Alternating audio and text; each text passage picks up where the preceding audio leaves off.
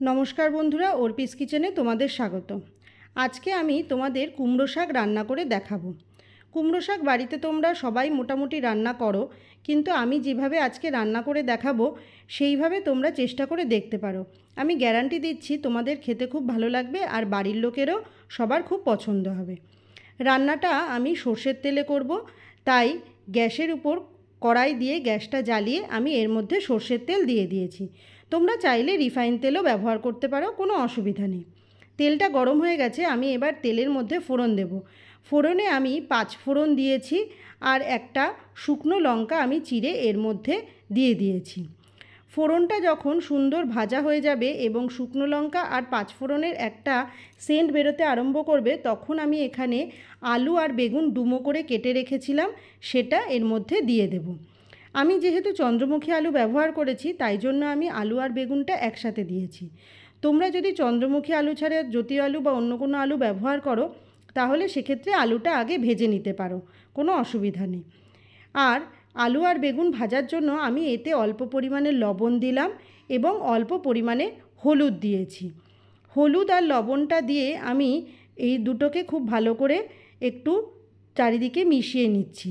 আর গ্যাসের ফ্লেমটা কিন্তু আমি হাই রাখিনি, কারণ এই জিনিসটা ভাজার থেকেও বেশি একটু মজে আসা দরকার। কারণ এটা বেশি এখন ভাজা করার দরকার নেই, যেহেতু শাকের সাথে এটা ভালো করে রান্না হবে এবং তখনই সেদ্ধ হয়ে যাবে। আমার বেগুন আর আলুটা কিছুটা ভাজা ভাজা হয়েছে অল্প পরিমাণে। এবার আমি যে কুমড়ো শাকটা কেটে ধুয়ে রেখেছিলাম সেটা পুরোটা এর মধ্যে দিয়ে দেব। কুমড়ো শাকটা দিয়ে দেওয়ার পরে এটা আমি বেগুন আর আলুর সাথে খুব ভালো করে মিশিয়ে নেড়েচেড়ে নেব। খুব আস্তে আস্তে নাড়তে হবে, কারণ দেখতেই পাচ্ছ শাকটা দেওয়ার পর আমার কড়াইটা পুরো ভর্তি হয়ে গেছে। এইবার ভালো করে মিশিয়ে যখন আমার নেওয়া হয়ে যাবে, তখন আমি এর মধ্যে আবার লবণ আর হলুদ দেব। লবণটা আর হলুদটা যে দেবে, লবণটা যেহেতু তোমরা এর আগে দিয়েছো, তাই লবণের পরিমাণটা বুঝে দিতে হবে। কম হলে পরে আবার দেওয়া যাবে, কিন্তু বেশি হলে কিন্তু একদম ভাল লাগবে না, কারণ শাক রান্নায় লবণ বেশি হলে খাওয়া যায় না। আর হলুদ খুব সামান্য পরিমাণে দিয়েছি, কারণ শাকে হলুদ খুব একটা বেশি লাগে না। শাক যেহেতু সবুজ একটি সবজি, তাই জন্য ওটাতে হলুদ বেশি খাটে না, দেখতেও ভালো লাগে না বেশি হলুদ হলুদ কালার হয়ে গেলে, নিজস্ব কালারটা তাহলে শাকের চলে যায়।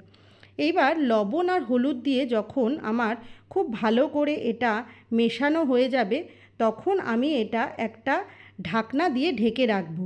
আর গ্যাসের ফ্লেমটা অবশ্যই কমিয়ে রাখবো। ঢাকনা দিয়ে ঢেকে রাখার একটাই উদ্দেশ্য, যাতে শাকটা সুন্দর মজে আসে। আলগা রাখলে কিন্তু সেটা একদমই হবে না। দেখো আমার কড়াইতে কিন্তু শাকটা পুরো ভর্তি হয়েছিল।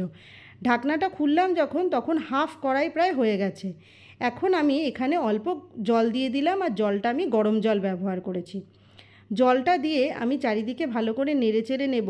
আর জলটা দেওয়ার একটাই উদ্দেশ্য, যে ডাঁটাটা যাতে ভালো করে সেদ্ধ হয়ে যায়। অনেকে এগুলো আগে সেদ্ধ করে নাও, কিন্তু আমি আগে সেদ্ধ করার থেকে একেবারে রান্নার সময় জল দিয়ে সেদ্ধ করাটা বেশি পছন্দ করি। এবার আমি আবার ঢেকে দিলাম ডাঁটাটা ভালো করে সেদ্ধ হওয়ার জন্য। কিছুক্ষণ বাদে ঢাকনাটা খুলে নিয়ে আমি এখন চেক করে নেব যে আমার শাকের ডাঁটাগুলো সেদ্ধ হয়েছে নাকি। হ্যাঁ, দেখে পুরো বোঝাই যাচ্ছে যে শাকের ডাঁটাগুলো আমার 90% মতো সেদ্ধ হয়ে গেছে। বাকিটুকু আমার রান্না হতে হতে হয়ে যাবে। এই অবস্থায় আমি একটু সর্ষে আর কাঁচা লঙ্কা বেটে রেখেছিলাম। এবার সর্ষে আর কাঁচা লঙ্কাটা আমি এর উপরে দিয়ে দিলাম, আর বাটিতে যেটুকু লেগেছিল সেটা ধুয়ে একটু সামান্য পরিমাণে জল দিয়ে আমি গ্যাসটাকে বাড়িয়ে দিয়েছি। কিন্তু কারণ আমার যেহেতু ডাঁটাটা সেদ্ধ হাফেরও বেশি হয়ে গেছে, সেই কারণে এখন আর গ্যাসের ফ্লেমটা কমিয়ে রাখার কোনো দরকার নেই।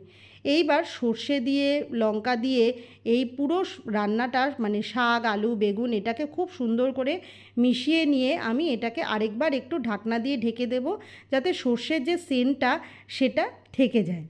কিছুক্ষণ বাদে আমি ঢাকনাটা খুলে নিয়েছি। খুলে নেওয়ার পর দেখছি যে আমার রান্নাটা বলা চলে ম্যাক্সিমামটাই হয়ে গেছে দেখে মনে হচ্ছে। এখন আমি এর মধ্যে কিছুটা চিনি দিয়ে দেব।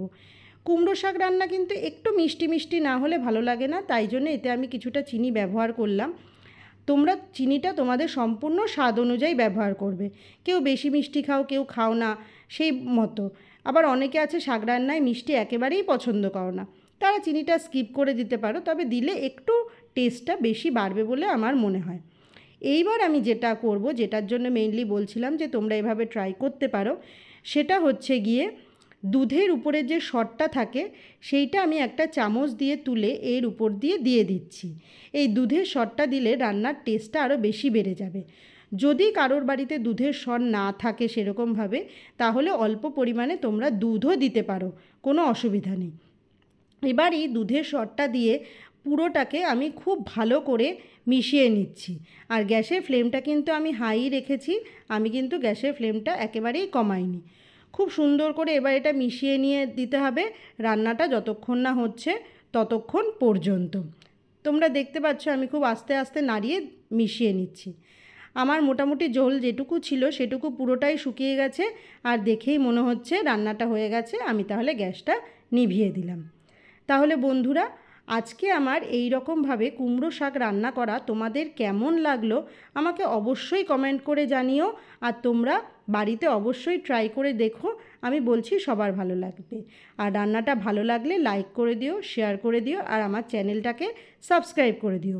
আর ফেসবুক ফ্রেন্ড যারা আছো তারা আমার পেজটাকে অবশ্যই ফলো করে দিও, আর রান্নাটাকেও শেয়ার করে দিও। আজ তাহলে আসি, ফিরে আসবো অন্য কোনো দিন নতুন কোনো একটা রেসিপি নিয়ে। টাটা।